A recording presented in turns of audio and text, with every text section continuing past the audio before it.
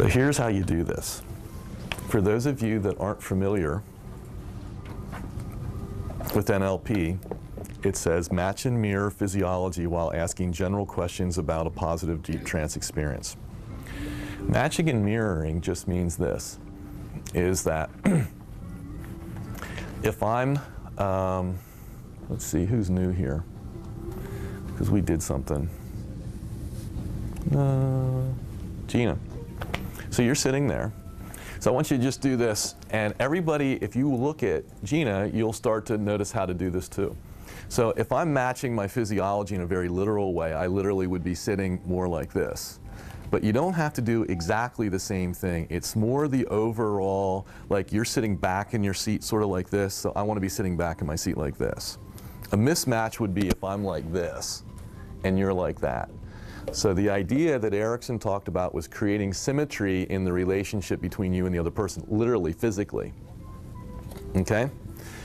Now, the other thing that those of you that are new to this might find that you actually did during the That's Right exercise, but you didn't know you were doing it, is if you were going to pay attention to the space in between you and everybody else here.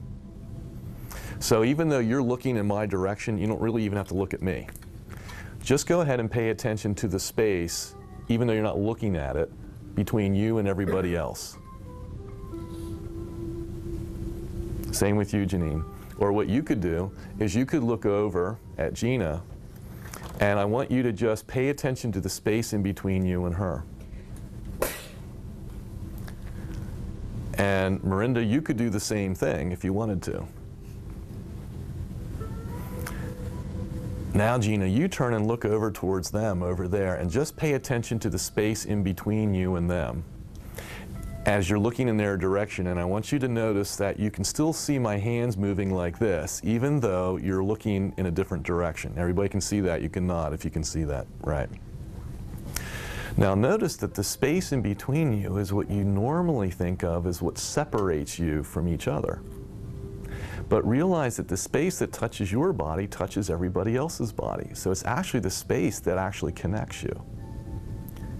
And once you become aware of the space with your awareness expanded all the way out, which all of us could do if you wanted to, paying attention to the space in between everybody in the room, so that you're not paying attention to the individual people, but more the space that surrounds us all.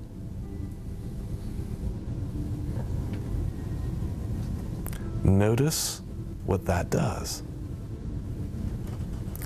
And typically, then if you begin to move in a certain way or nod or smile, you'll start to notice the tendency occurs for the other people too. And that's how you can actually have a connection with somebody, is literally by paying attention to the space in between, but realizing that space connects you to them.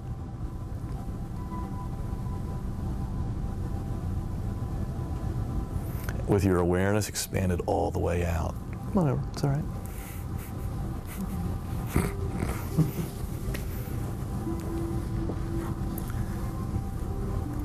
Okay, and then when you're ready, you can just sort of let go of that. So you get how that works?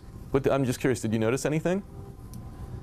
I noticed when you said to notice what happens, it felt like everybody started breathing the same kind of, like my breath slowed down and it felt like... Your breath slowed down and everybody started breathing the same. It's the easiest way to actually match and mirror the important variables that the other person has without doing it consciously. So if you pay attention to the space in between, if the thing that was really the important aspect of how they were was maybe they were tilted to the side, you'll probably end up tilting to the side. If it was the breathing, you'll probably start to breathe in the same way.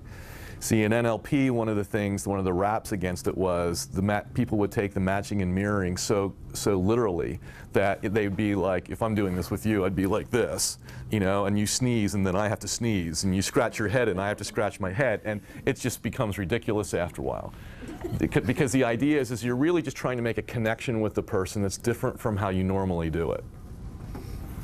And that was the key thing. And one of the ways to think about it is that if you're a coach, a therapist, hypnotherapist, for me, one of the things you're paid to do is to connect with that person differently than how other people connect with them. And the other thing is that you're to be paying attention to them differently than other people pay attention to them. And that way then, if you do that, they won't get the same results with you that they've gotten with other people. You can assist them in making different shifts that way. So the next piece with this is, so you got the space in between part and the matching and mirroring stuff. So think about this. If you've made a connection with somebody and then you begin to model trance yourself,